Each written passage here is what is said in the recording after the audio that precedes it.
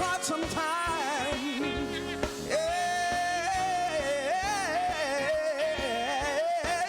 We shall overcome someday. Hey, everybody, put your hands together. Welcome to the Operation Push Saturday Morning Forum of the Rainbow Push Coalition, coming to you live from our international headquarters here in Chicago at 930 East 50th Street. We're so excited today. The vote is on. The vote is on all over the country. They're voting in Nevada. They're voting in South Carolina this week. Aren't you excited? We have an opportunity to do some great things in November. We want you to call 1-866-OUR-VOTE. 1-866-OUR-VOTE. You need to find out if you are still registered to vote. Go to vote.org. Why? Because between 2014 and 2018, 34 million Americans who have been registered to vote have been purged from voting. And it's happening at a rapidly increasing clip, so you need to call every week, and find out if you are still registered to vote. 1-866-OUR-VOTE. Repeat after me, 1-866-OUR-VOTE. And vote.org. Give yourselves a round of applause. Those of you who are on social media right now, pull out your phones and go to the Rainbow Push page. Go to the Reverend Jackson Senior page. We want you to like and share. Like and share. Let's have some movement parties today. Why don't we, right? Like and share. Come on, everybody. RainbowPush.org. And then tomorrow on Reverend Jackson's nationally syndicated radio show, internationally broadcast, on Keep Up Alive with Reverend Jesse Jackson, get your iHeart app and go to Real Talk 910. Real Talk 910 or Patriot AM 1150. And listen to our discussion on Nevada. And what about those debates this week? Were they not exciting? Come on, everybody. We're on from 7 to 9 a.m. Central Standard Time, 8 to 10 a.m. Eastern Standard Time. You don't want to miss it. 866-594-HOPE, 866-594-4673. I'm co-hosting along with Reverend Jesse Jackson. He is the host of that show. And my name is Santita Jackson. I'm the host of the Santita Jackson Show on WCPT here in Chicago. It is the largest progressive talk radio station in the United States of America, and thanks to you, the Santita Jackson Show is their #1 show. Thank you so much for that. Because it's all for you. So we're streaming live on rainbowpush.org. Please, if you do not have access to the Impact Television Network, which is the largest African-American religious network in the country, we're being broadcast live there to give them some love. Tell your friends to go to rainbowpush.org, rainbowpush.org, and we need your contributions. In order to stay on the air, remember this: freedom is not free. Reverend Jackson often tells us freedom is not free, and you can't ride to freedom on Pharaoh's chariot. Right, Maddox? Right, Brenda? You can't do it. You can't do it. So please call us at 773-256-2775 right now. We have people standing by who will be taking your love contributions. We need that. And throughout the week, please call us at 773-FREEDOM, 773-FREEDOM. And please, please get involved because the push is on. James Cleveland wrote our theme song. The push is on. There's work for us to do, and the job is up to you. Everybody, let's talk about it with Santita Jackson on Monday night. We're having the political discussion, and Willie Dukes is registering people to vote here 6 days a week. So you need to get over here and get registered to vote. So meet us here at 6 o'clock on Monday night. We're going to be talking. We have a Facebook Live show that will be up at 6:45 p.m. Central Time, 7:45 p.m. Eastern Standard Time, so that we can talk about voting. We can talk about Nevada, because we hope that what happened in Iowa does not happen in Nevada. But you know what? If it does happen, we're going to get it right, are we not? Come on, I didn't hear you. Very quickly, I want to acknowledge the passings of several people who have impacted our lives, even if you do not know them. Everyone knows Janae Dubois from Good Times Walona, amen? Wrote Moving On Up, and we thank God for the body of work that she left behind. But here in Chicago, we gave you Max Robinson, the first African American to host a national news broadcast. But here in Chicago, we had Bob Petty, who we could see every night here. We thank God for Bob Petty today. We thank God for these pioneers in city government. Sharon Gilliam, she made her transition. Give her some love, everybody. And Robert Sadler, the former superintendent of our schools. We've had some great people come out of Chicago, and we fought for them to get into position, and once they got into position, they fought for us. Give them all a round of applause. I want these young people to come before us very, very quickly. I just want you to take a look at some of the work that we do. We have some interns here. Mylan Patton, come forward very quickly. I want the world audience to see our Rainbow Coalition. This is the next generation of leaders, and we're so excited that they're here. Penelope Wong, James Sowerby, and Saul Arnow, give them our love. From the University of Chicago High School. Give them some love. The Lab School and Mylan Patton from their undergrad. Come on, everybody. Thank you. I just wanted you to see that we do have a real rainbow, and we are working with our young people, and our young people are working with us. Give them some love. Thank you so much. And now I want to make sure. Is it Mr. Carbonier? Cabinardi. Okay, because I want to make sure. Now, you know it. He's the candidate for the Cook County Clerk of the Circuit Court. And this is Michael Cabinardi. All right, give him some love. Stand up and give everybody, come on. Give him some love, everybody. All right. Whew. Now I had to get through all those announcements. Oh my gosh. But you know what? You need to know what's going on. And so please go to rainbowpush.org, rainbowpush.org, so you can continue to get information about our organization throughout the week. And everybody, as we go on to this video from Reverend Jesse Jackson, do you know about this book? Do you know about this book? Keeping Hope Alive, the sermons and speeches of Reverend Jesse L. Jackson Sr. It's been the #1 Amazon religious book in the country for several weeks now. Come on, give it up, everybody. So excited. So excited. So please go to Amazon and then go to your regular bookstore and ask them to carry the book. You know, we have to push our books. We have to make sure that we have to make what we want the priority to be the priority, right? You can't wait for somebody else to do that. Come on, everybody. Dr. Grace G. Soon Kim was the editor, but Reverend Jackson is the author of his book, Keeping Hope Alive. Come on, give it up, everybody. I believe we have a video. And I believe we have a video from Reverend Jesse Jackson, who's not with us this week, but he is ever present. Everybody, let's roll it.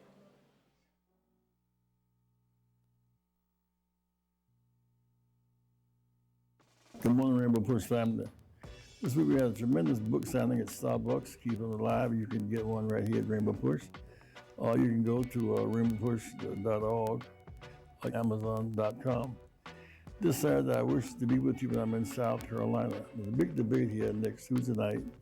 And there are 1 million African Americans registered to vote in South Carolina. If we register and vote, our numbers and our hopes and our dream, we can make a red state become blue. I'm in South Carolina doing a Get Out the Vote campaign. You would give us just $5, 5, maybe 10. We need your help. Let's make it happen. If we vote in our big numbers in South Carolina, we can have an upset victory. There are 1 million African Americans on the books in South Carolina. Ex-slaves have the power to change the course of our country. So I need you to put up at least $5 to $10. Let's make it happen. Saturday the 29th is volunteer. We need volunteers.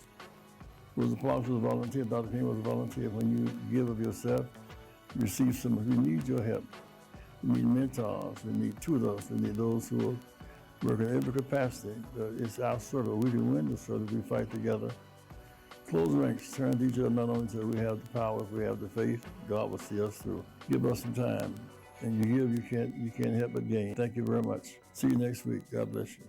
The Rainbow Push Coalition Volunteer Steering Committee will sponsor a Show Your Love.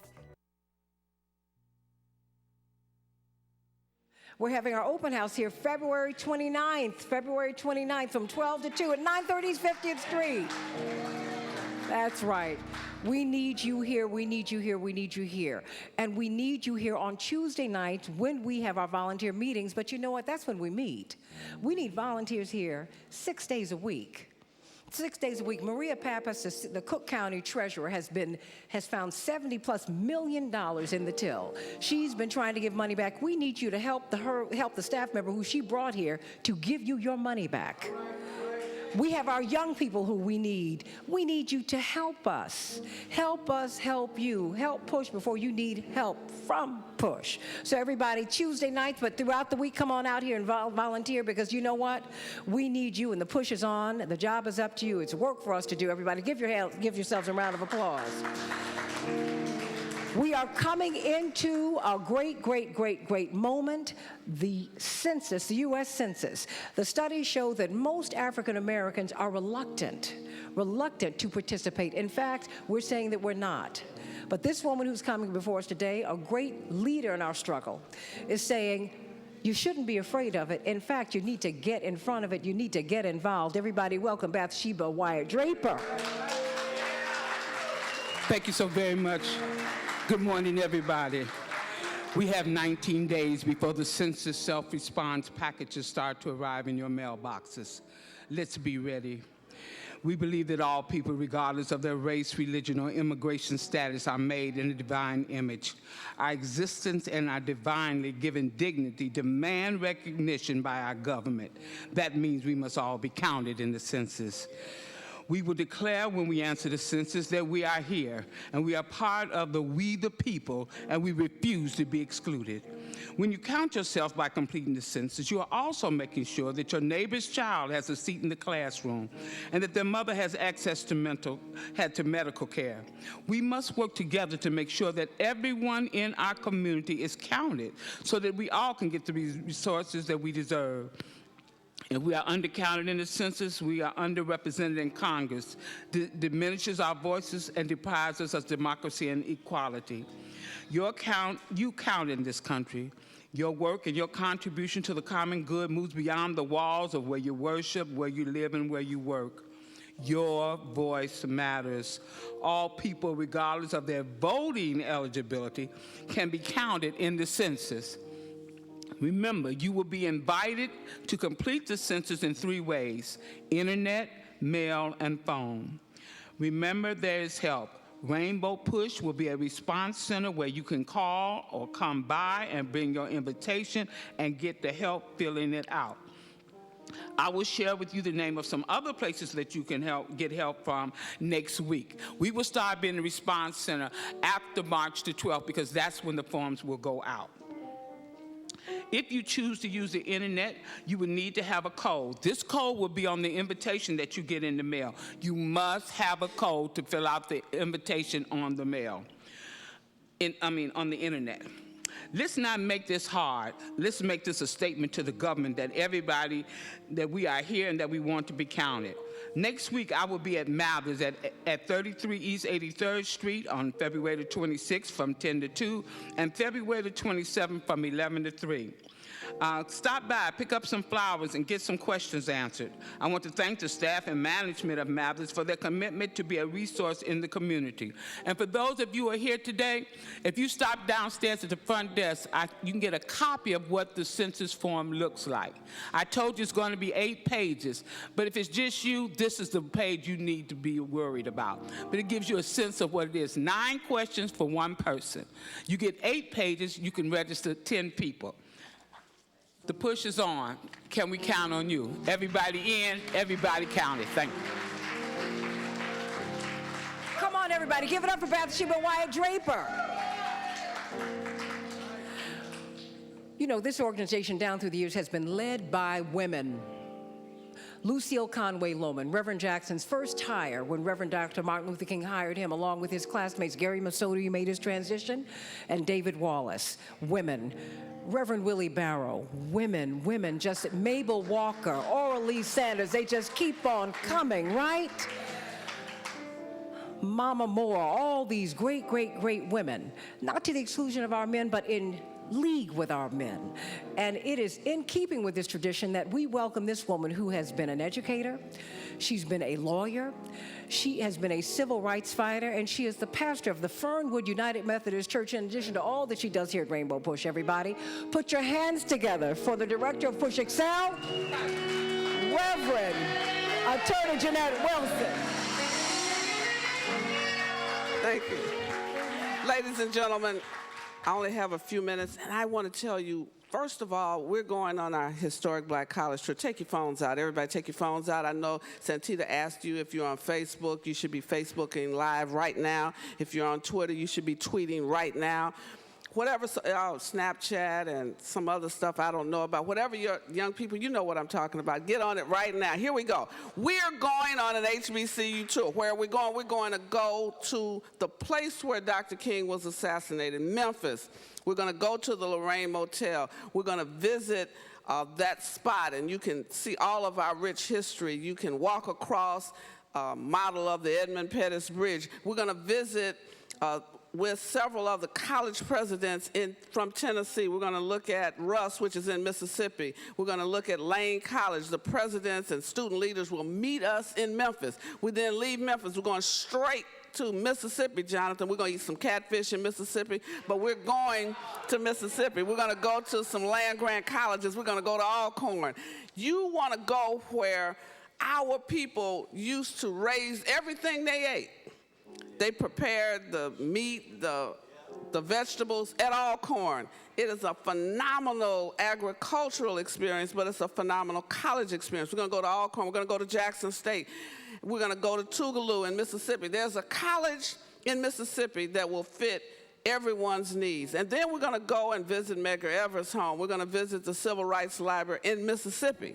We're going to leave Mississippi going to Louisiana. We're going to look at Southern and Baton Rouge. We're going to look at Grambling in Louisiana. We're going to Louisiana. We're going to go to, I think it's not Valparaiso, Xavier, where many of our doctors and nurses graduate from. We're going to leave. We're going to eat some Creole food just in case your parents, you wonder what your child will be eating. We're going to be in Louisiana, so they'll get the Louisiana beignets and so forth. Then we're going to go back around. We'll visit the Clinton Library. We will visit the University of Arkansas at Pine Bluff. And then we come back home. Now, what I need you to do, it takes a lot of money to take 2 buses of young people on the road to have them stay in decent hotels every night. I need those of you who watch us every week, those of you who listen to this broadcast, I need 1,000 people that could just give a donation of $100 like right now. I need you to text the word PUSH to 41444. I need you to help us send these children on the couch. You're not going to ride that bus 8 days, 7 nights. You're not going to be a chaperone because you say, I can't deal with it. I need you to go right now. We need your help. Yes, we've had fundraisers, but it's not enough. Every child needs a luggage. Every child needs a jacket like the jacket I'm wearing. Every child needs a uniform, so when we get off that bus, it looks like we are going to college. I look like I'm going to college. I know, forget the hair. You want to help support the college tour. We're going to have T-shirts, so they are uniform. Now, maybe we'll have the golf shirts. You can buy one. You can support us. I need you right now. Call us 773-256-2775. I need you. Grandmothers, you don't have to get on the bus. You can go. Fathers, mothers, your child is already out of college like mine. Get your out-of-college child to give to this effort. Those of you who've been on the tour, you owe us. We took you 10 years ago, 20 years ago. Last year, you need to send somebody to experience what you experienced. I need you to support this effort. Reverend Jackson can't pull this load by himself. It's not his burden. It is our burden. Well, you say, I'm not interested in the college show. Okay, I got something else for you. We have a STEM program. We have an oratorical program. These children, you're going to see Nelson Simmons in a few minutes. It takes effort. We have volunteers, but we need a funded program. What can you give? Some of you say, I got $5, take it. Some of you say, I got $10, we want it. Some of you say, I got $15, that'd be great. Some of you say $35, that's wonderful. Some of you say $50. Come on, we need your support. I can't go till I tell you this. This organization is built on volunteers. Some of you all are sitting at home. You need to be in the phone bank. Some of you, wherever you are in the world, you can help us. You can send a donation. You can mobilize members. You can call your pastor, say, are you a member? Is our church a member of 1,000 churches connected? I need 100 churches, 100 pastors. Just give me $100. Give me $500. You all need to help this movement. Help us go. Help us do what we do. Help Reverend Jackson keeping hope alive. Buy the book. You can have a book party. I don't know what you want to do. Oh boy, I'm supposed to say some more stuff. I can't say it. I gotta go. But give me some, right now, call 773-256-2700. Join me. Get on the bus. Sit on the bus. Yay. Everybody, Reverend Jeanette Wilson, come on. You can do better than that. Call us at 773-256-2775. We need your contributions for trips like that. We've got to send our children to school. This is the only time many of our kids will see a college or university. Give it up for Reverend Jeanette Wilson and the Push Excel program. Keep your hands coming together. We have got one of the great musical talents of our time. Come on, everybody, put it together for Maurice Mahan. Come on. Cha. How we doing this morning? Listen, for Black History Month, break it down. For Black History Month, we wanna give honor to singers like Sam Cooke, Donny Hathaway, and one of my favorites, Marvin Gaye. Yeah, songs like, oh, mothers, there's so many of you crying. Oh, brothers, it's far too many of us dying. You know we've got to find a way to bring back love again here today. Listen, fathers, we don't need to escalate. Oh,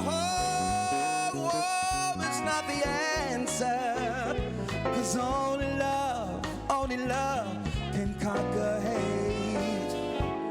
You know we've got to find a way to bring back love again here today. Picket lines, picket signs, don't punish me with brutality, no, talk to me. You can see what is going on.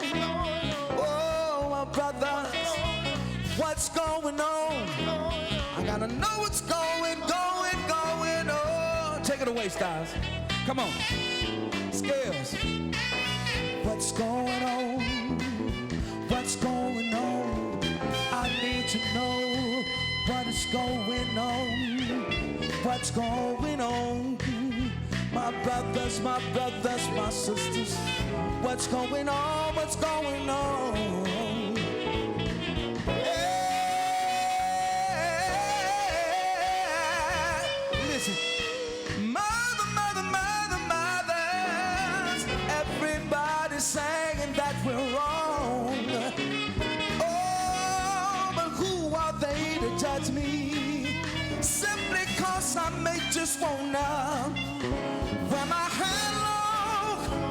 You know we got to find a way to bring back love again here today.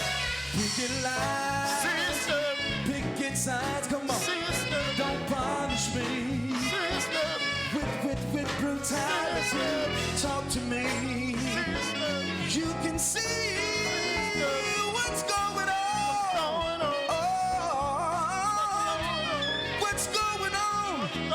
I gotta know what's going on.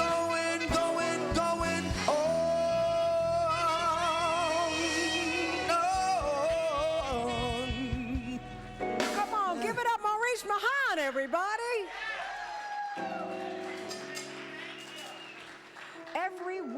Every week we bring to you our young people. You see some of the work that we do, but it's driven by our volunteers. That's why we need you here on Tuesday night at 6 o'clock. We need you here Monday night at 6 o'clock because we are a 24/7, 365 serving organization. We need you to do work just like this. Everybody give it up for Judge Stanley Hill. We thank God for him and the work that he does with our young people. Teaching them history, teaching them to look people in the eye, teaching them to have confidence, well, pulling the confidence out of them, because you're born with confidence, but the world can stamp it out, and we refuse to let anyone put out our lights. We're going to let these lights shine all around the world. Come on, everybody, give it up for Nelson Simmons, our 7th grader from the SW Christian School. Come on, everybody.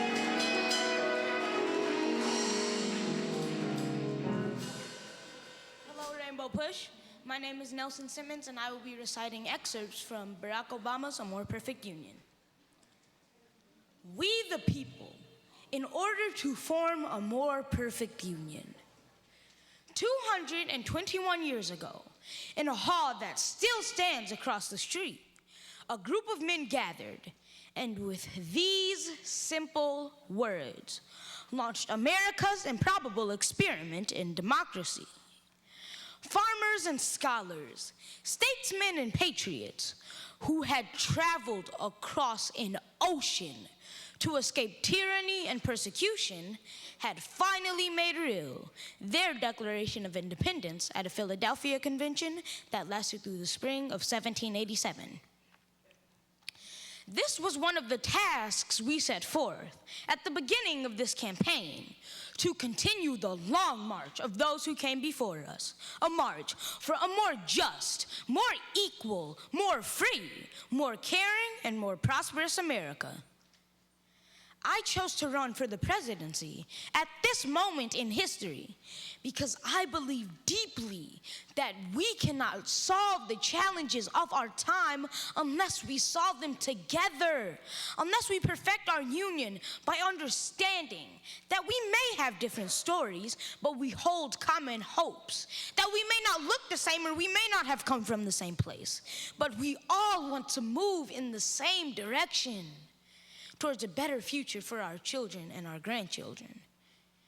This belief comes from my unyielding faith in the decency and the generosity of the American people, but it also comes from my own story. I have already condemned in unequivocal terms the statements of Reverend Wright that have caused such controversy. For some, nagging questions remain. Did I know him to be an occasionally fierce critic of American domestic and foreign policy? Of course.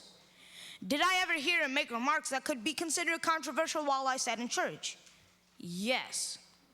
Did I strongly disagree with many of his political views? Absolutely. Just as I am sure many of you have heard remarks from your pastors, priests, or rabbis with which you have strongly disagreed. But the truth is, that isn't all I know of the man. The man I met more than 20 years ago is a man who helped introduce me to my Christian faith.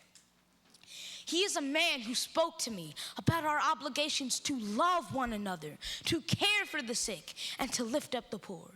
He is a man who for over 30 years led a church that serves the community by doing God's work here on earth, by housing the homeless, ministering to the needy, providing daycare services and scholarships and prison ministries, and reaching out to those suffering from HIV/AIDS. I can no more disown him than I can the black community. I can no more disown him than I can my white grandmother, a woman who helped raise me, a woman who sacrificed again and again for me, but a woman who once confessed her fear of black men who passed by her on the street, and who on more than one occasion uttered racial or ethnic stereotypes that made me cringe. These people are a part of me, and they are a part of America, this country that I love. Now, Help me honor a man who serves the community and loves the community, even in his absence. Give it up for the Reverend Jesse L. Jackson Sr.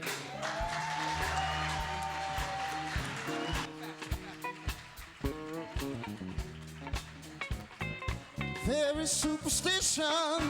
Come on, everybody, give it up for our young people. Items on the wall. And the next voice you hear will be our national spokesman, Jonathan Jackson, everybody. Ladders about to fall. Hey, earth in my door, baby. Hey, broken looking glass. Yeah. 7 years of bad love. Hey, the good things in the past. Oh, when you believe in things that you don't understand, you just may suffer. Superstition ain't the way. Oh, my. Oh, superstition ain't way. Oh, yeah. Thank you, Rainbow Push family. I'd like to give a very special thank you to my father, the Reverend Jesse Jackson, as he travels across his home state, the mighty great state of South Carolina. And it is a blessing that we are alive in 2020. Here we are on the eve of the election for South Carolina. On this African American History Month and on this day, I'd like to give a thank you and a heartfelt blessing to the Shabazz family, a young man whose life was taken way too soon. We thank God for having used Brother Malcolm in such a magnificent way. We've now seen the primaries. We've now seen the primaries in Iowa. And we need to talk about foreign policy and what has happened with the American farmers and the trade tariffs that are going up that the president has imposed. It was great to see the New England and the great state of New Hampshire as they've gone into New England to talk about those areas. And they've gone to Las Vegas. The primary is coming up, where they're going to talk about the culinary workers and the hotel workers and all of those that work in the tourism industry and the gaming industry. But thank God they're going to my father's home state of South Carolina. In this month of African American History Month, I think it's important that we have to understand, why do we have an African American History Month? We come from a culture and a people that were denied our name. You could not marry in the institution of slavery that was created in the United States of America. That is why many of us don't know where our great and great-great-grandparents come from, because it was intentionally, deliberately held and denied from you. It's time that we talk about it. African American History Month. What we hear is the backbone of the Democratic Party is the African American vote. And then specifically they say the black woman is at the heart and at the base of the African American vote for the party. Well, in 2020, I'm tired of being at the base. We need to make some room at the top of the Democratic Party for African American men and women. Why do we have an African American History Month? Because those whites that imposed those conditions on stopping us from gaining literacy, they don't know our history either. When you look at the history in Europe and you think of the East and West divide around 1014, God made a planet that's spherical. It's a ball, it's a globe. God doesn't separate an East from a West. But man created an East from the West. When Diocletian in Constantinople went in to burn the libraries, and we still have that ghost and that spirit alive today. Dr. Carter G. Woodson, born of slaves in West Virginia in 1875, By the time he was able to go to high school at 20 years of age, and then he went to Berea College and came to the University of Chicago and is the first African American of the descendants. Both of his parents were born into slavery. Different than Dr. W.B. Du Bois. He went on to go to Harvard. When he got to Harvard and got his PhD, he looked in the annals of history and saw no accomplishments that African Americans had done. We were deleted, and therefore American history was distorted and propaganda was able to increase. And he went on to say, if you see a race and you see a culture of people where you cannot ascribe anything good that they have contributed to society, that makes people hate them and despise them and want to exterminate them. What did Dr. Carter G. Woodson say? He says, if you can control a man's thinking, you do not have to worry about his actions. You will determine what a man shall think. You do not have to concern yourself about, he will do. If you make a man feel that he is inferior, you do not have to compel him to accept an inferior status, for he will seek it himself. If you make a man think that he is justly an outcast, you do not have to order him to the back of the door. He will go without being told. And if there is no back door, his very nature will demand one. Dr. Carter G. Woodson went on to say, at this moment, the Negro must begin to do the very things which with he was taught he cannot do.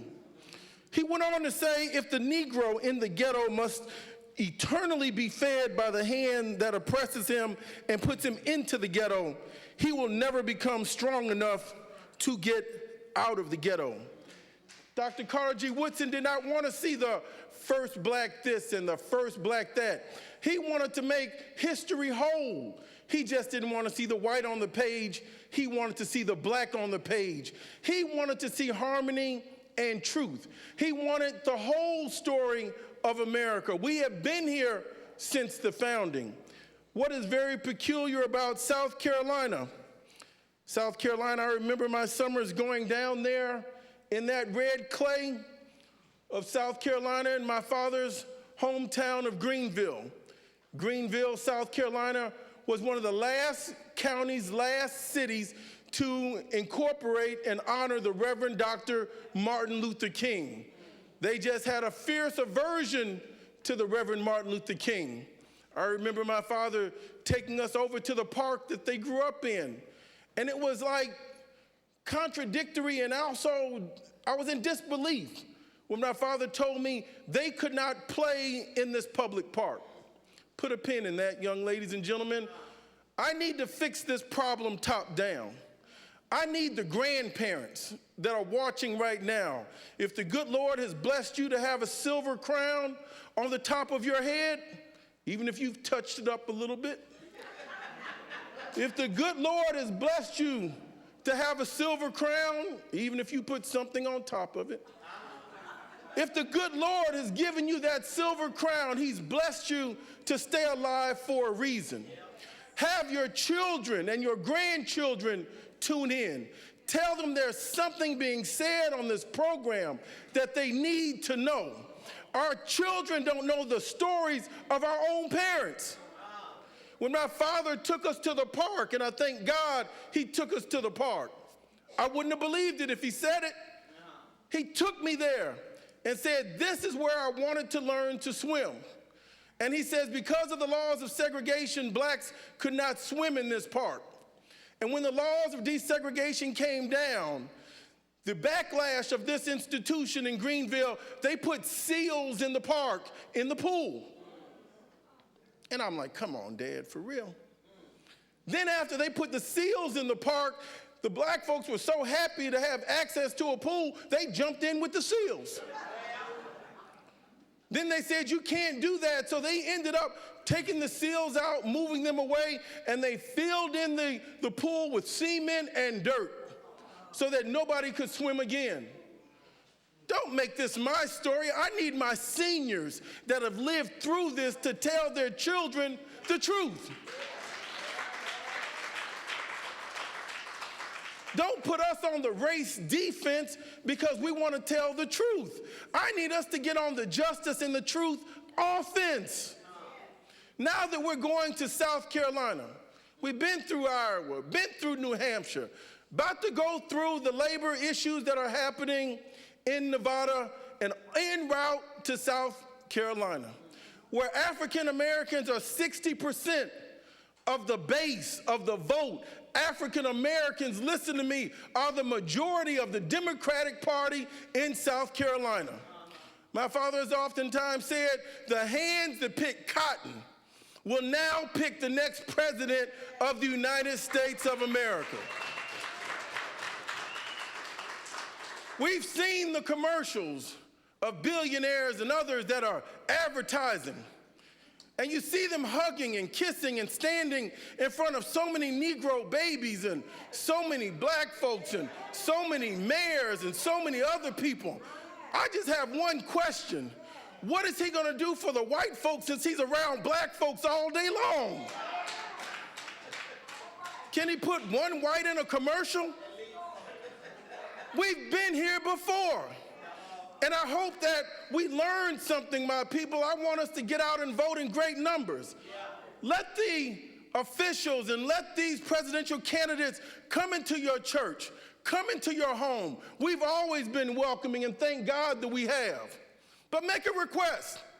Now that you've come to my church, invite me to your Episcopal church. Invite me to your Southern Baptist church. Invite me to your synagogue.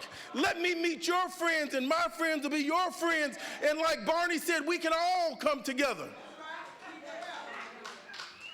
Stop thinking there's a side door to getting Negro votes.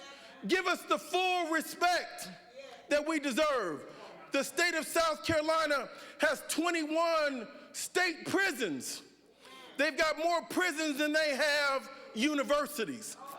It was formerly a slave state. It was a state that was the first to pass anti-literacy laws. These laws came into effect in 1740. And then by 1819, Missouri passed a law to prohibit blacks from teaching and reading. And then in 1829, Georgia passed a law prohibiting blacks from reading. And then 1832, Alabama and Virginia wrote the laws. Georgia and Missouri came back and wrote more stringent laws. This is the only country that has passed anti-literacy laws for their own citizens. During this Black History Month, let's move off of that slave narrative. We were Americans that weren't recognized as citizens in our own home.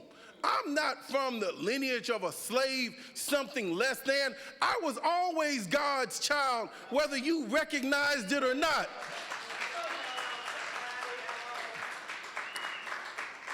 Which brings me to another issue as I see people lining up in an era of being okay with stop and frisk. What is the problem that I have with that language of stop and frisk? Stop and frisk sounds like a sort of Swedish massage. It sounds to me like something you can do with your feet, that you're gonna get your feet massaged. Do you want a suzitsu or what kind of massage do you want? As if this is some sort of TSA pat down, stop and frisk. No. This sounds like a game that we grew up with. Spin the bottle. Kiss and tell. Pin the tail on the donkey. It was only just a stop and frisk. The question becomes, it's so much deeper than that. It is a racial code. This is what it should be called, is advanced apartheid interrogation techniques. This is a part of racial terrorism. This is about striking fear into our men's heart. This is about telling our children where they cannot go anymore. for the sin that you've created, you don't have enough money in God's eyesight to erase what you've done to children. And then you say they got money, they can win. But if they win, how do you win? Some things you have to have your dignity in place. You can't hurt my child and ask for my forgiveness long enough.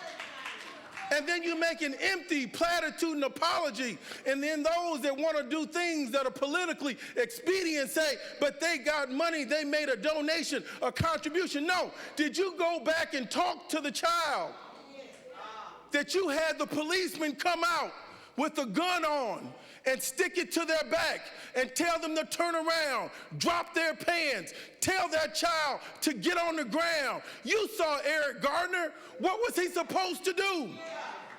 He was big, he looked threatening. And then some little thug that said he was an officer that had no uniform on, that was dressed down, puts a chokehold on the man, and the man peacefully just went out. He died. Stop and frisk. Why did you ever touch that man?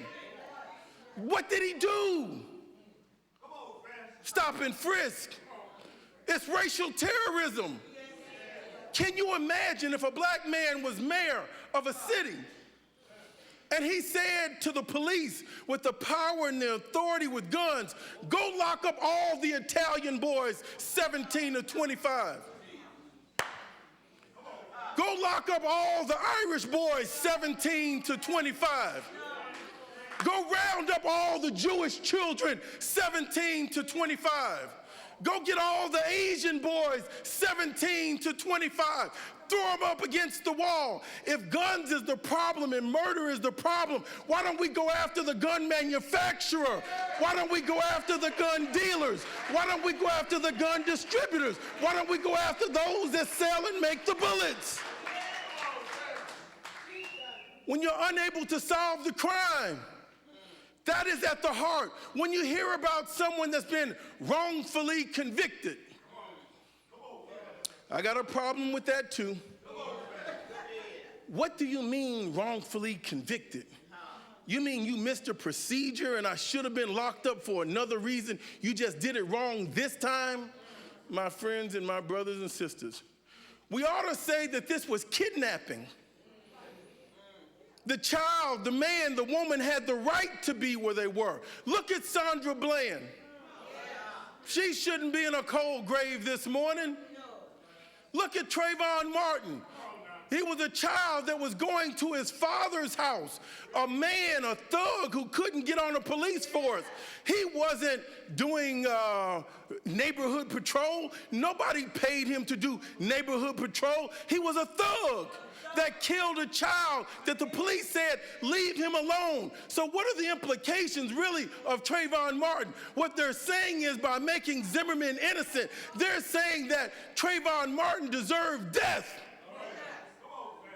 Think for yourself on what they're saying, and you wonder why our children have a cloud of inferiority, because they don't see enough men, enough women standing up, fighting back.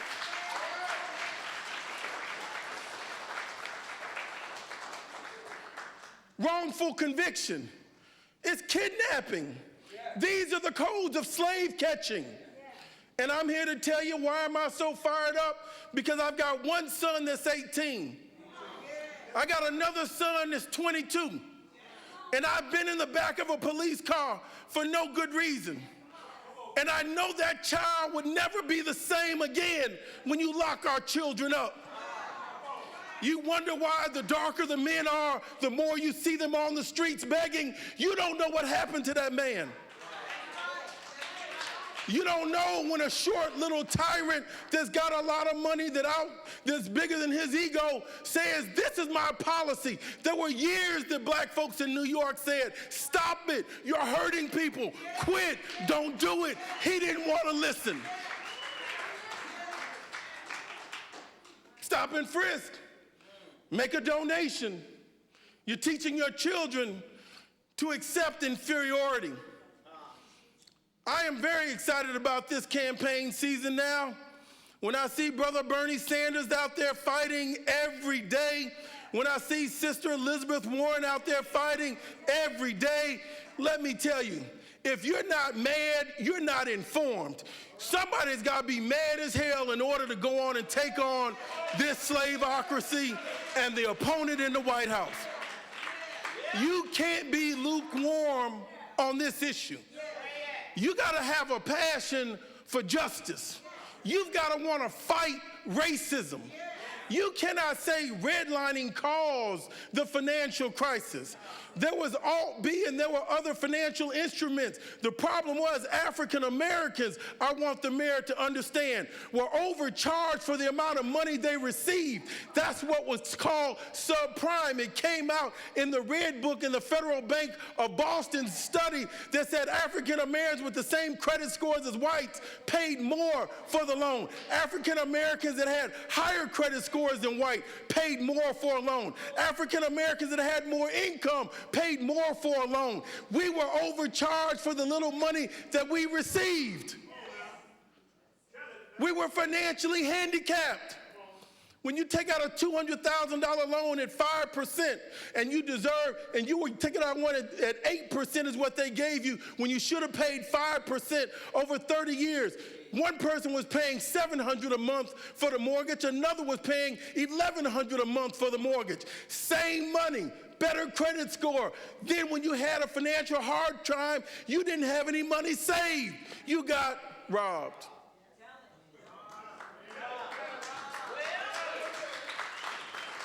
When your child got stopped and you had to leave work and you had to stop everything that you were doing, then you went on to find a lawyer to pay them $5,000 to make some bail for your child, then pay another part to the lawyer so that they can meet the court date, and now the child can't go to school. This starts with stop and frisk. Then you find your child doesn't want to go to school. Why? Because they've had their character, they've had their ego, they've had their soul broken down. Why? Because of stop and frisk. Brothers, we have to get out and vote in record numbers. We have to be advocates for truth. We have to be advocates for justice. We cannot be cowardice. We cannot compromise our values. We've got to stand with people that want to stand with us.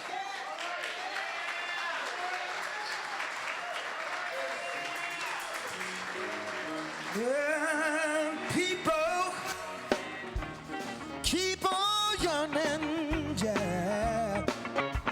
Soldiers keep on warring, oh, world keep on turning, 'cause it won't be too long, Our powers keep on lying, yeah. My people, y'all, don't stop dying, World, keep on turning. It won't be too long. Oh, my, yeah. Oh, I'm so glad that you let me try again. Last time I'll never let the whole world to sin now. So glad that I know more than I knew then. Gonna keep on trying till we reach high ground, yeah. Yee. Higher ground, yeah.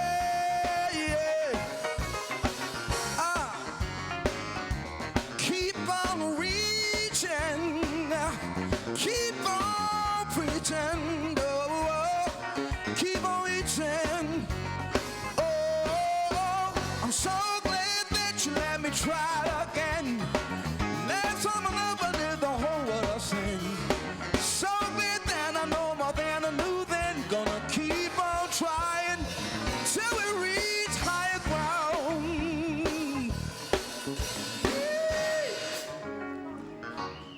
Give Mayhan a round of applause and give Jonathan. That was a powerful message. If you don't vote now, I don't know what it takes. So, as you take your seats, I want everybody to focus. Take your phones out again. Mayhan, take your phone out. Everybody, get your phone out. Got my phone. Everybody, get your phone. Got my phone out. All right, now, everybody, I don't see your phone. Hold your phones up. Bishop Jones, come on up here with your phone. I need you all, I need some of you, just text the word push to 41444 and give right now.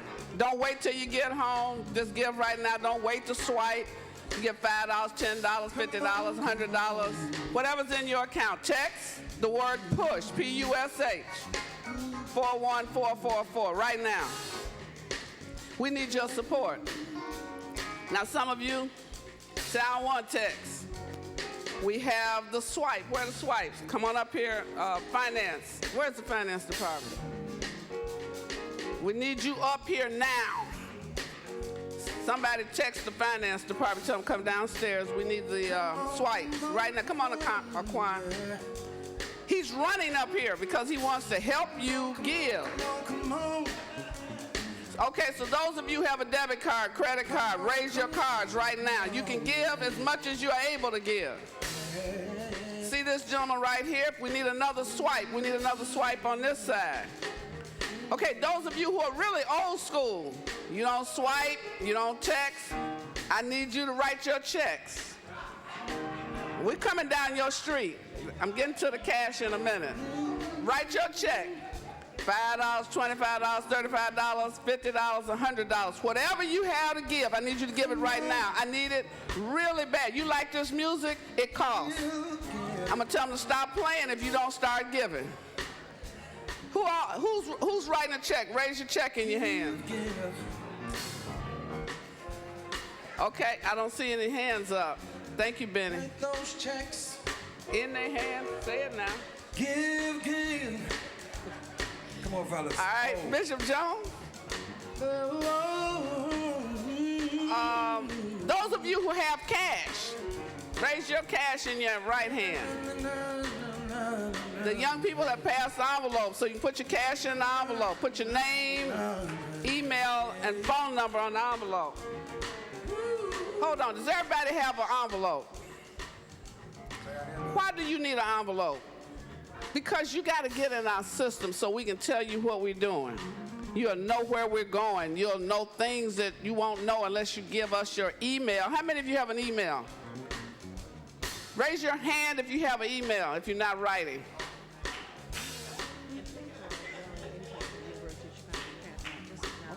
Okay. How many of you have an email address? Oh, what do the rest of y'all have? Y'all got a phone number. Everybody got a phone number. Mobile or landline? Mobile or landline. Do you have a phone? How can we communicate with you? Do you have a phone? Raise your hand, any hand. Okay, how many have an email? How many we can't communicate with you at all? Okay, so we have, anyone else want to give by credit card or debit card? Come on down, or we'll come to you. Aquan, walk, baby. Act like you're interested. Yeah, there you go. I want to thank our young ushers. All right, we call them our youth ambassadors. Ms. Camps could not be with us today. Raise your hand, give them a round of applause. University of Chicago Lab School. Thanks to our young intern here, Mylan Patton, a sophomore at the University of Chicago. Give Mylan a round of applause. It's all right. Penelope Wong. James Sowerby. James Sowerby. And Sean Arnow. Sean Arnow. Arno. I want you to know, I met a father of one of our interns. Your father, the other day at John Marshall Law School. He's an adjunct professor there. And they bring their young people every week. Parents, how many parents in the audience? I've been so many places.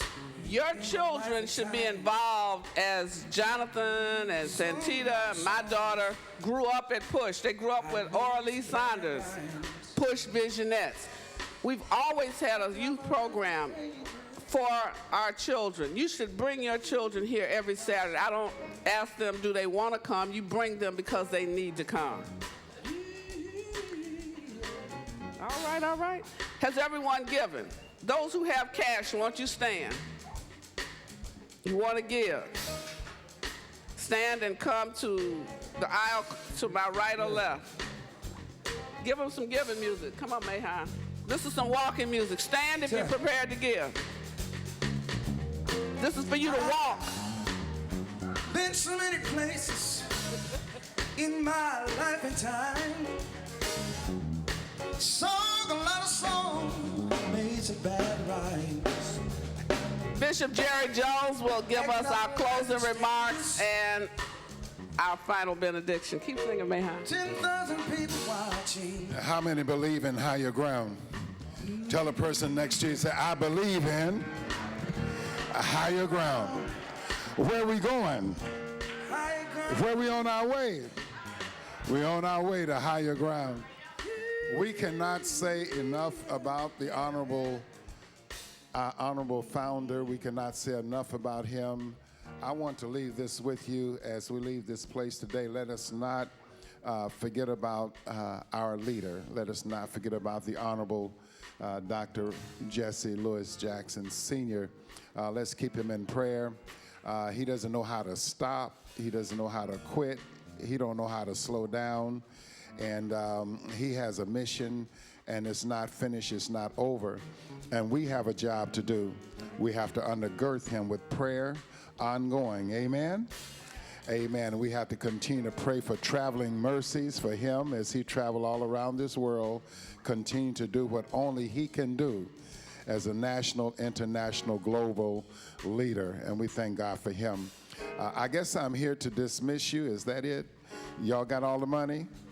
All right, we got all of the, okay, we've been a blessing to this great push. And let's remember, too, his son, who's doing such a fantastic job in his absence. Come on now, we can do better than that. Amen. Appreciating the likes of Jonathan, Professor Dr. Jonathan Jackson, who is such an inspiration for this generation and the one that is on its way up. And not only him, but what can we say about Jeanette Wilson? What can we tell about Jeanette? Amen. Attorney Jeanette, who's just simply been there and is doing such a wonderful job. I'm thankful to be in the atmosphere, and it's such an inspiration for me personally. And do you not know that we're not biased because we're not sexist? Because I want you to know that our founder has a wonderful, wonderful daughter who's very much a part of what's going on right now. Come on, put your hands together for her right now in Jesus' name. We are grateful. That being said, let us dismiss. If I could sing as good as my friend here, I wouldn't have to preach so hard on tomorrow, but we thank the Lord. Father, we do bless your name. We thank you for being enlightened today. We don't take this lightly. We can come here every week and be informed, instructed, and given, oh God, another angle, another perspective. We appreciate you because you have risen up leaders. You have raised up leaders that can show us in so many unique ways what we need to see and what we need to talk about. Thank you for a wonderful agenda. Thank you for the right itinerary. We thank you, Lord, because today you have blessed us yet once again as we come to a critical moment of transition in the national landscape of our nation. And we praise your name forever, for thou alone art God. In Jesus' name, let every heart say amen. Shake hands with somebody and tell them that you love them.